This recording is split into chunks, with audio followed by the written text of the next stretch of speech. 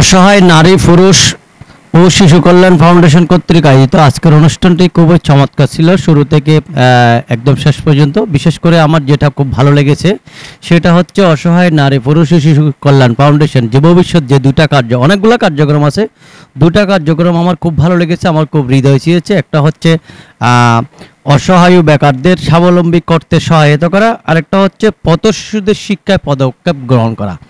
আসলে বর্তমান যুগে এই ধরনের চিন্তাধারা আসলে নতুন মোড় ঘুরাবে বলে মনে করছি, এবং এই ধরনের সুন্দর চিন্তাধারা যদি উপরের লেভেল থেকে আসে, অর্থাৎ ধনী ব্যক্তি যারা আছে তাদের থেকে যদি আসে, ব্যবসায়ী যারা তাদের থেকে যদি আসে, আমার মনে হয় এটা আমাদের জন্য খুব উপকার আসবে। যেমন আজকে যিনি প্রধান অতিথি ছিলেন, প্রিন্স অফ চিটাগংয়ের যে প্রতিষ্ঠাতা মালিক যিনি আলহাজ আবুল বশর আবু ভাই আর কি, তো ওনার যে কথাবার্তা, ওনার যে ত্যাগ, ওনার যে নিবেদন যে প্রতিষ্ঠানের প্রতি এবং নারীদের প্রতি, শিশুদের প্রতি, বিশেষ করে বঞ্চিত শিশু যারা তাদের প্রতি আমার খুব ভালো লেগেছে। এই ধরনের উদ্যোগকে আমি অবশ্যই স্বাগত জানাই। পাশাপাশি তাদের যে আরও যে ভবিষ্যৎ পরিকল্পনা রয়েছে এগুলি যেন তারা করতে পারে সেটাও স্বাগত জানাই।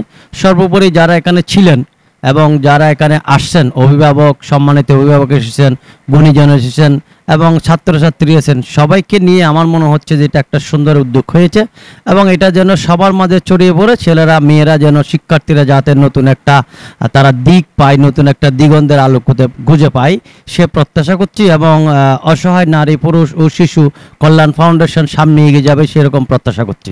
সবাই ভালো থাকবেন। আমি আশা করছি এ ধরনের অনুষ্ঠান বেশি বেশি হওয়া দরকার, কারণ আমাদের ছেলে মেয়েদের বর্তমান যুগে যে মন মানসিকতা, এই মন মানসিকতার একটু পরিবর্তন হওয়া দরকার বলে আমি মনে করছি। একজন মনোবিজ্ঞানী হিসেবে তাদের মনের উপর এটা খুব ইতিবাচক প্রভাব করবে, তারা সুন্দর এবং স্বাবলম্বী হয়ে উঠবে। ধন্যবাদ সবাইকে। অসহায় নারী পুরুষ ও শিশু কল্যাণ ফাউন্ডেশন সমাজ ও দেশের কল্যাণে নিয়োজিত সংগঠন।